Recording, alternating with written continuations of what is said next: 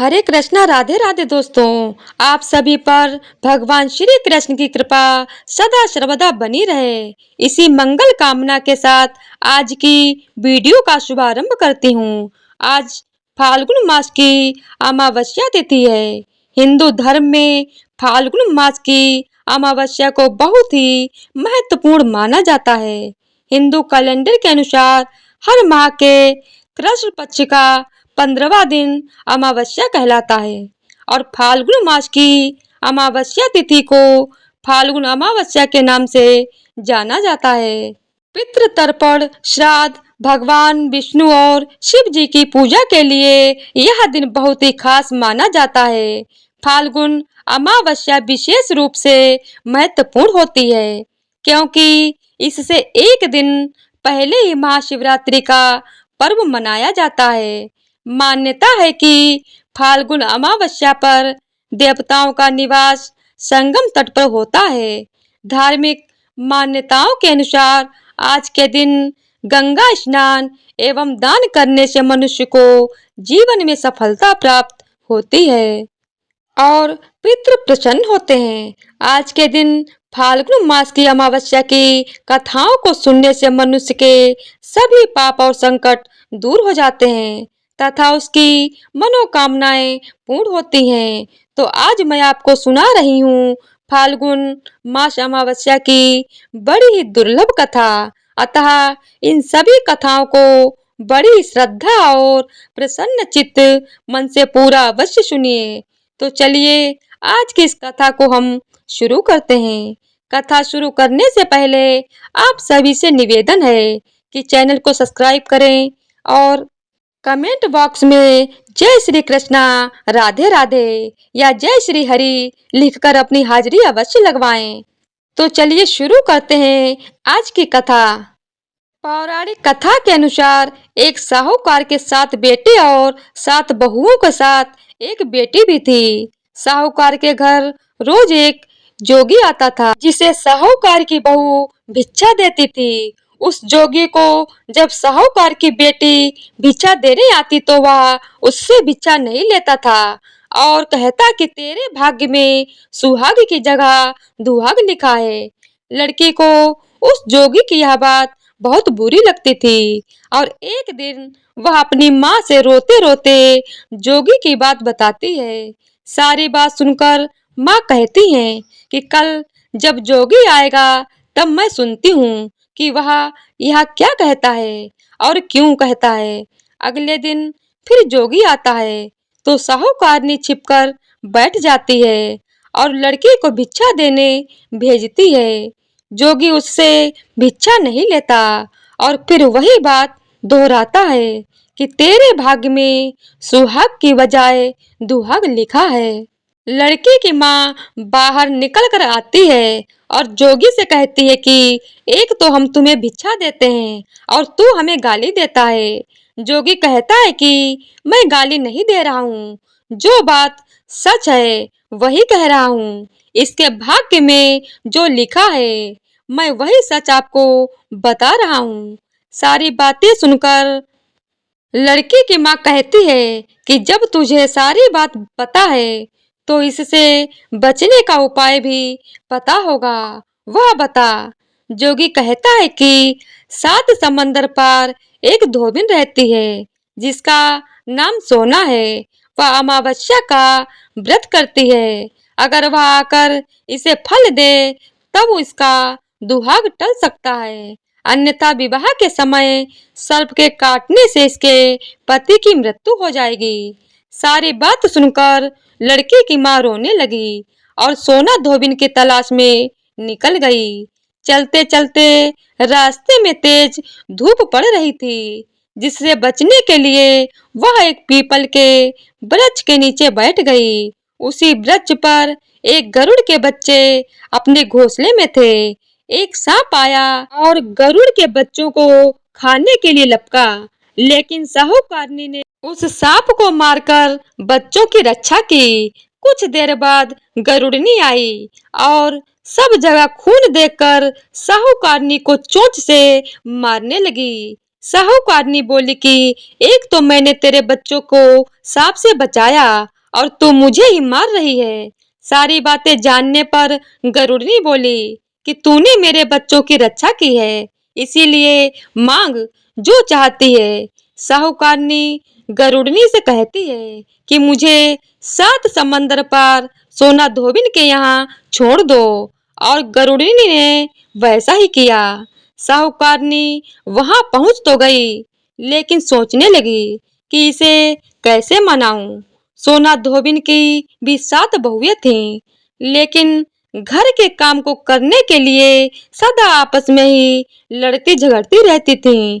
रात को जब सब सो जाते तो ब्राह्मणी धोबिन के घर जाती और चुपके से सारा काम करके उजाला होने से पहले चली भी जाती। सारी बहुएं आपस में यही सोचती कि कौन सी बहू है जो सारा काम कर देती है, लेकिन एक दूसरे से पूछने की हिम्मत किसी की भी नहीं होती।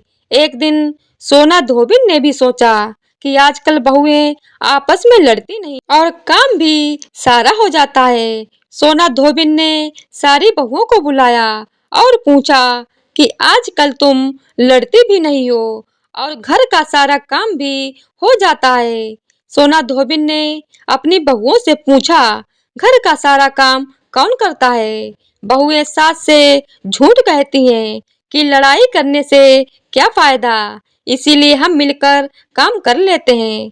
सोना धोबिन को अपनी बहुओं की बात पर विश्वास नहीं होता और वह रात में जागकर स्वयं सच देखना चाहती है कि कौन घर का सारा काम करता है।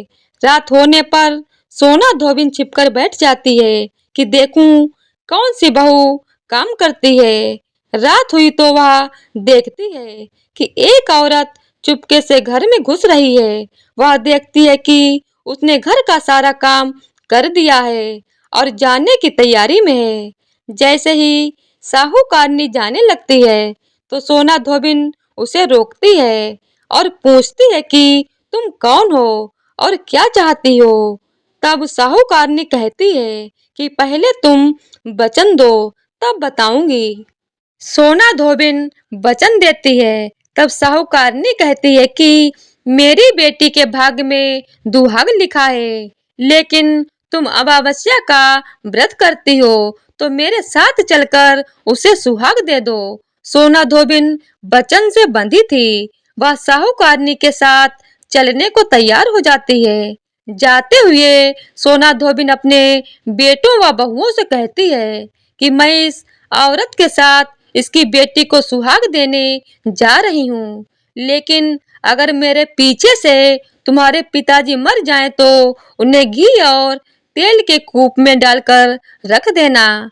सोना धोबिन साहूकारनी के घर पहुंच जाती है। साहूकारनी अपनी बेटी का विवाह करती है तो फेरों के समय सोना धोबिन कच्चा करवा दूध तथा तार लेकर बैठ जाती है। कुछ समय बाद सांप आया और दूल्हे को डसने लगा, तो सोना धोबिन ने करवा आगे कर तार से सांप को बांध दिया और सांप मर गया। अब सोना धोबिन ने लड़की को सुहाग दिया और कहा कि अब तक मैंने जितनी अमावस्या की है वह साहूकार की इस लड़की को मिलेगा। अब आगे जो अमावस्या मैं करूंगी उनका फल मेरे पति और मेरे बेटों को मिलेगा। सभी लोग अमावस्या माता की जय जयकार करने लगे। सोना धोबिन अपने घर वापस जाने को तैयार हुई तो साहूकारनी ने कहा कि तुमने मेरे जमाई को जीवन दान दिया है, इसीलिए तुम जो चाहो मांग लो। सोना धोबिन बोली कि मुझे कुछ नहीं चाहिए और वह चली गई। रास्ते में चलते हुए फिर से अमावस्या आ गई। उसने पीपल के पेड़ के नीचे बैठकर कहानी कही, व्रत रखा और पीपल के पेड़ की 108 बार परिक्रमा की। पीपल के पेड़ की पूजा के बाद वह घर जाती है तो देखती है कि उसका पति मरा पड़ा है। अब रास्ते में जो अमावस्या उसने की थी उसका फल अपने पति को दे दिया, जिसके प्रभाव से वह पुनः जीवित हो गया। सब कहने लगे कि तूने ऐसा क्या किया जो तेरा पति जिंदा हो गया। वह कहती है कि मैंने तो ऐसा कुछ नहीं किया, बस रास्ते में अमावस्या तिथि आ गई थी जिसका मैंने व्रत किया, कहानी कही और पीपल के वृक्ष की 108 बार परिक्रमा की। अब सारी नगरी में ढिंढोरा पिटवा दिया गया कि हर कोई अमावस्या का व्रत करेगा, पूजा करेगा, कहानी कहेगा और पीपल के वृक्ष की 108 बार परिक्रमा करेगा। हे अमावस्या माता, जैसा आपने साहूकार की बेटी का सुहाग दिया वैसे ही सबको देना। तो बोलिए अमावस्या माता की जय हो। तो आइए शुरू करते हैं अमावस्या व्रत की दूसरी कथा। पौराणिक कथा के अनुसार एक गांव में सास और बहू अकेले रहते थे और उनका बेटा विदेश में कमाने के लिए गया हुआ था। सास और बहू बहुत प्रेम से रहते थे, दोनों एक दूसरे की देखभाल भी करते थे। एक दिन बहू ने खाना नहीं खाया, तब सास बहू से पूछने लगी कि बेटा, आज तुमने खाना क्यों नहीं खाया। तब बहू कहने लगी, सासू माँ, आज मेरा अमावस माता का व्रत है, इसीलिए मैंने खाना नहीं खाया। तब सास ने कहा, बहू, यह व्रत क्या होता है और इस व्रत को करने से क्या फल मिलता है, मुझे भी समझाओ। तब बहू कहने लगी, सासू माँ, अमावस माता का व्रत करने से बहुत पुण्य मिलता है, घर में अन्न धन भरा रहता है, सुख शांति बनी और अटल सुहाग मिलता है तथा पुत्र की प्राप्ति होती है। इसी तरह से 3 पनौती अमावस माता का व्रत भी रखा जाता है। इस व्रत में हर वर्ष अलग अलग खाना खाया जाता है और भगवान विष्णु के मंदिर में चढ़ावा चढ़ाया जाता है या फिर किसी ब्राह्मण को दान दक्षिणा दी जाती है। इस व्रत में पहले साल शक्कर, घी और चावल से बना खाना खाया जाता है। पहले साल व्रत पूर्ण होने के बाद 1.25 किलो चावल, 1 कटोरी घी और 1 कटोरी शक्कर का दान किसी ब्राह्मण देवता को दान में दिया जाता है। दूसरे साल जौ, घी और शक्कर से बना खाना खाया जाता है। इसी तरह जब दूसरे साल का व्रत पूर्ण हो जाए तब 1.25 किलो जौ, 1 कटोरी घी और 1 कटोरी शक्कर किसी मंदिर में चढ़ाया जाता है या किसी ब्राह्मण को दान में देना होता है।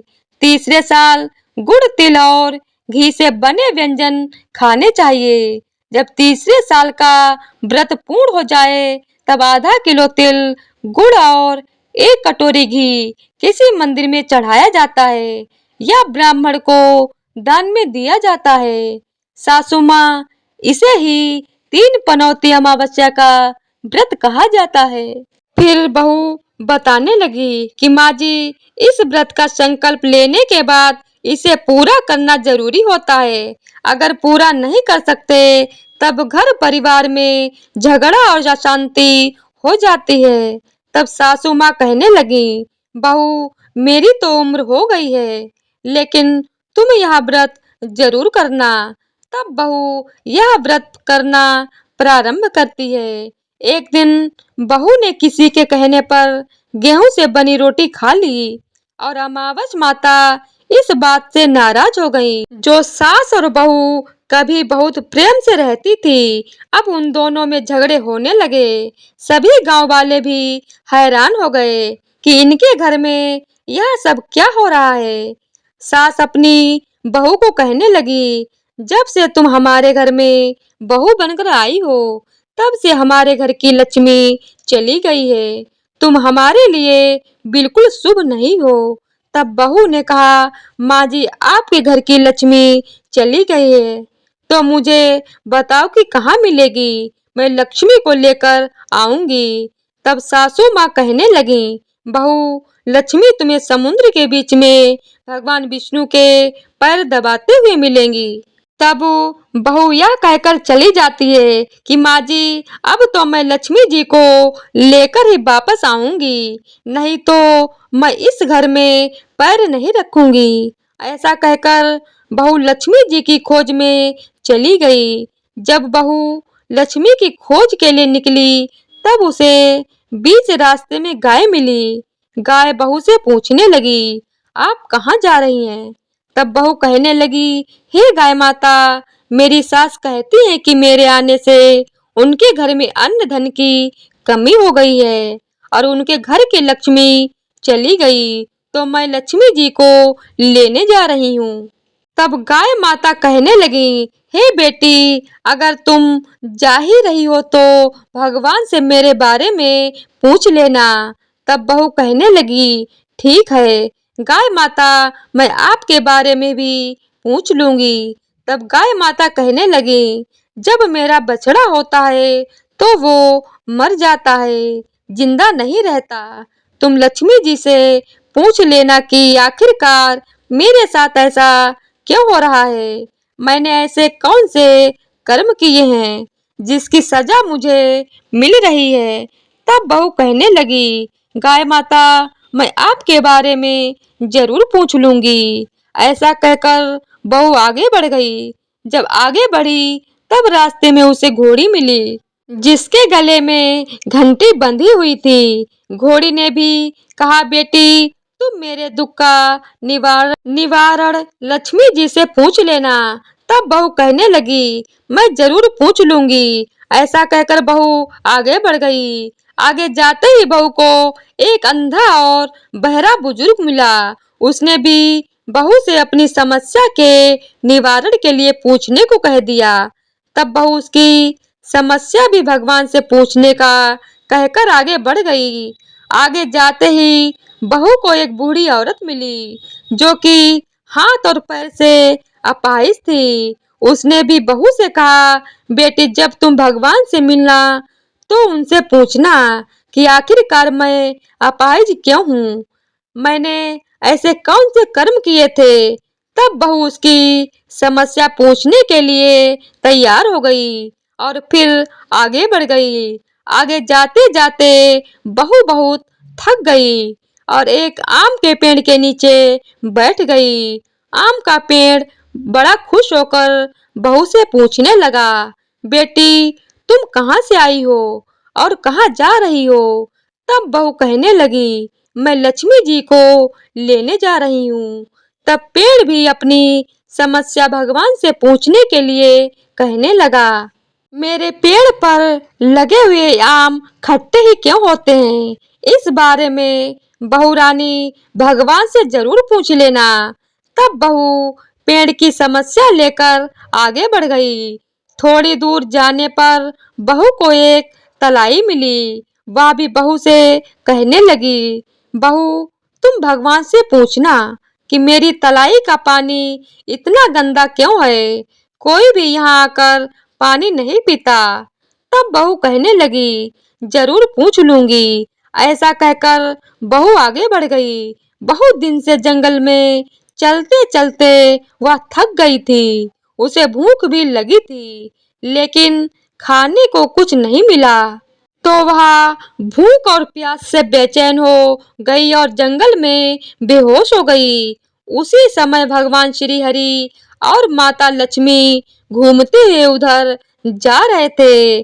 तब माता लक्ष्मी विष्णु भगवान से कहने लगी, हे नाथ, यह तो आपकी बहुत बड़ी भक्त है, आप इसके दुख का निवारण कीजिए। तब भगवान श्री हरि कहते हैं, इस संसार में तो बहुत से जीव दुखी हैं, सभी अपने अपने कर्मों का फल भोग रहे हैं। मैं किस किस के दुख का निवारण करूं? तब माता लक्ष्मी भगवान श्री हरि से विनती करने लगी, कहने लगी कि वह भूखी प्यासी है। अगर इसे ऐसे जंगल में छोड़ दिया जाए तो जंगल के जानवर इसे खा डालेंगे। माता लक्ष्मी की बात सुनकर भगवान श्री हरि एक साधु का वेश धारण कर बहू के पास गए और उसे होश में लेकर आए। बहू के होश में आते ही साधु वेश में भगवान उससे पूछने लगे, तुम यहाँ क्यों आई हो और कहाँ जा रही हो? तब बहू ने सारी बात बता दी। उसकी बात सुनकर भगवान श्री हरि और माता लक्ष्मी प्रकट हो गए और उनके साथ साथ अमावस माता भी प्रकट हो गईं। बहू यह सब देखकर उनके चरणों में गिरकर उन्हें प्रणाम करने लगी। तब अमावस माता बहू से कहने लगी, बेटी, तूने मेरे व्रत को खंडित किया है, इसी की सजा तुझे मिली है। लेकिन अब मैं तुझे क्षमा करती हूँ। अब तुम घर जाओ। तुम्हारा घर अन्न और धन से भर जाएगा। तुम्हारा घर सुंदर महल में बदल जाएगा और तुम्हारी सभी मनोकामनाएं भी पूर्ण हो जाएंगी। यह सब होने के पश्चात बहू ने रास्ते में जो जो भी मिला था उन सभी के दुखों का निवारण करने के लिए विनती की। तब भगवान श्री हरि कहने लगे, गाय ने कभी अपना दूध किसी को नहीं पिलाया, इस कारण उसके बछड़े जिंदा नहीं रहते। तुम उसका दूध पी लेना, फिर उसके बाद उसके बछड़े जिंदा रहने लगेंगे। और घोड़ी पिछले जन्म में आटा पीसने वाली महिला थी। वह किसी को आटा पीसकर नहीं देती थी, इसीलिए उसके गले में चक्की के पाट बंधे हुए हैं। तुम उसके पाट खोल देना, वह बिल्कुल ठीक हो जाएगी। और वह बुजुर्ग कभी भगवान के मंदिर नहीं गया, ना ही कभी उसने भगवान के भजन सुने। तुम उसे ले जाकर मंदिर में दर्शन करवा देना, इससे वह ठीक हो जाएगा। अपाहिज महिला ने कभी अपनी जवानी में दान पुण्य नहीं किया, इसीलिए उसकी यह सजा मिली है। तुम उससे कुछ भी दान करवा देना तो उसकी विकलांगता दूर हो जाएगी। और वह आम का पेड़, उसने तो कभी अपने पेड़ के आम किसी बच्चे को खाने नहीं दिए, इसी कारण उसके सभी आम खट्टे होते हैं। अब तुम उस पेड़ का आम खा लेना, फिर उसके बाद से उस पेड़ पर मीठे आम आने लगेंगे। और तलाई का पानी पिछले जन्म में देवरानी जेठानी था, वह हमेशा आपस में झगड़ा करती रहती थी, इसीलिए उसका पानी गंदा है।